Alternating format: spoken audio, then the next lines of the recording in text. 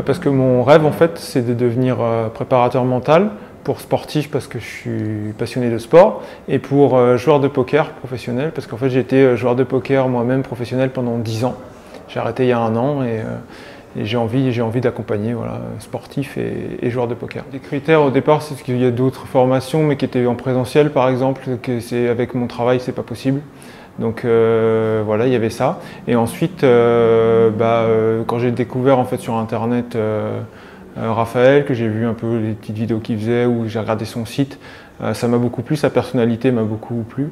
Et j'ai eu un échange d'1 heure avec lui et ça m'a convaincu que voilà, c'était une belle personne et que j'avais envie de travailler avec lui.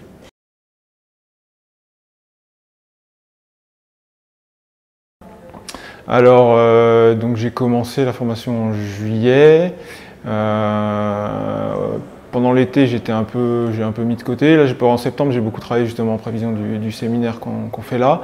Et aujourd'hui, ça m'a apporté, alors déjà, une meilleure connaissance de ce qu'est la préparation mentale.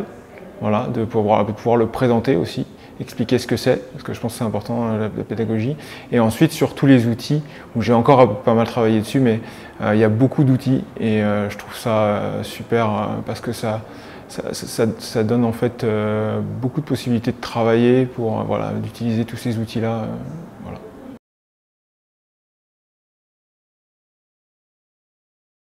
C'était sur le fait de, ouais, alors c'est des questions que j'avais posées à Raphaël sur la communauté Facebook. Alors je ne l'ai pas trop utilisé, je n'en ai pas senti le besoin, mais c'était ouais, le côté travailler tout seul chez moi.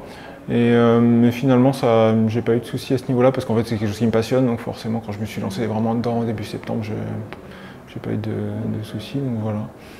Non, je vois pas d'autres craintes au départ. Non. Sur les outils, sur des techniques. Peut-être, je me demandais est-ce que ça va être suffisamment approfondi, suffisamment bien utilisable ou pas. Et en regardant, je trouve que ça demande du travail personnel, c'est clair, pour bien se les approprier. Mais je trouve que, comme Raphaël est hyper pédagogue, je trouve que c'est ouais, là-dessus je suis rassuré, c'est-à-dire que les outils sont bien expliqués et c'est utilisable, quoi. Donc ça c'est top. Voilà, sur le côté technique.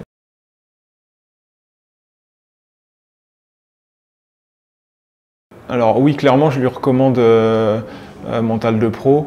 Alors après, ça va dépendre des personnes, parce qu'il y en a qui vont préférer le présentiel, mais s'il est sur une formation distancielle à distance, je vais clairement lui recommander, parce que justement, c'est ce que je disais déjà sur la qualité du contenu, sur la qualité de Raphaël et ses qualités pédagogiques et d'explication, et il est toujours très clair. Ça permet en plus de le travailler un peu tout le temps. Midi, parfois, on peut travailler les vidéos sont courtes, donc on peut le travailler dans le RER en rentrant du boulot, en partant au boulot. Voilà, et le fait qu'il y ait la communauté, et puis venir faire un séminaire en présentiel, ça me semble indispensable. Et puis, quand je pensais, oui, puis le fait qu'il ait créé un réseau, je trouve ça top. Et puis qu'il y ait un suivi, je pense qu'il y a un suivi derrière. Je n'ai pas vu encore, mais je pense qu'il y a un suivi, une communauté qui se crée vraiment. Et je pense que dans un travail, on peut se retrouver parfois un peu seul. Je pense que c'est hyper important d'avoir cette communauté-là pour échanger. Voilà.